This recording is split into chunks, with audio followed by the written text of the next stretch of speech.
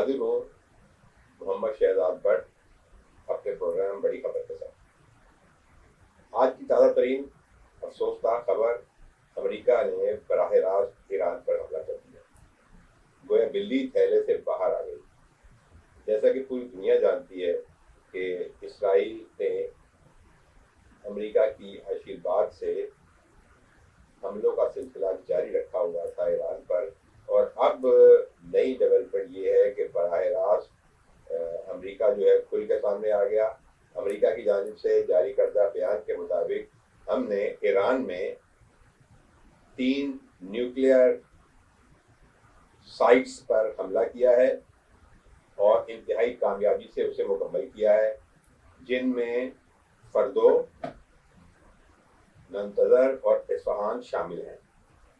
Trump کا کہنا ہے کہ تمام طیارے اب ایران کی فضائی حدود سے باہر ہیں اور مشن مکمل کر چکے ہیں۔ ٹرمپ نے اپنے عظیم امریکی جنگجوؤں کو مبارکباد پیش کی اور کہا ہے کہ دنیا میں کوئی فوج ایسا نہیں کر سکتی۔ اس کے جواب میں ایران نے کہا ہے کہ امریکہ انتظار کرے، حملے کی سزا بھگتنی پڑے گی۔ ایران نے فوری طور پر آبنائے ہرمز بند کرنے کا اعلان کر دیا ہے اور کہا ہے کہ اب یورپی یونین کا کوئی بھی بیڑا اس راستے سے یورپ نہیں جا سکے گا۔ ایران کی پاسدارانہ انقلاب کی جانب سے یہ بیان جاری کیا گیا ہے کہ امریکہ کو مشرق وسطیٰ میں نشانہ بنایا جائے گا۔ ابھی تازہ ترین خبر یہ ہے کہ ایران کے وزیر خارجہ نے پریس کانفرنس کی۔ ایران کے وزیر خارجہ نے فوری طور پر سلامتی کونسل کا ہنگامی اجلاس بلانے کا مطالبہ کیا اور کہا کہ امریکہ کو اس مجرمانہ اقدام پر جواب دینا پڑے گا۔ ایران کے وزیر خارجہ نے کہا کہ اپنے دفاع کے لیے تمام آپشن استعمال کرنا ہمارا حق ہے۔ عباس اراغچی نے کہا کہ ایران نے ہمیشہ سفارتکاری کا دروازہ کھلا رکھا ہے، لیکن ہم اس جارحیت پر اپنے دفاع کا بھرپور حق رکھتے ہیں۔ آئیے دیکھیے کہ ایران کے وزیر خارجہ نے فوری طور پر اپنی پریس کانفرنس میں کیا کہا۔ And to hold the administration in Washington accountable for its violations of fundamental principles of United Nations Charter and of international law.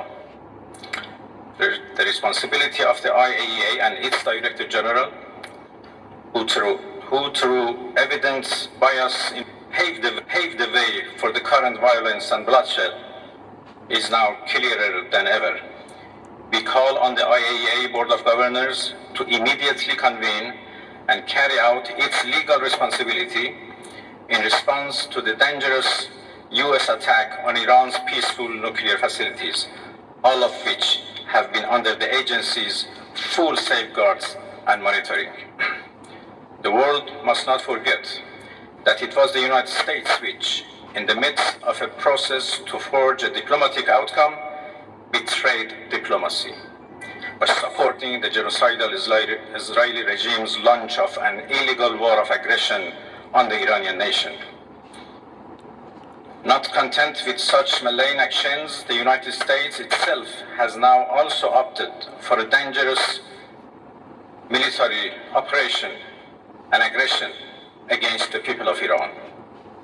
In doing so, the US administration holds sole and full responsibility for the consequences of its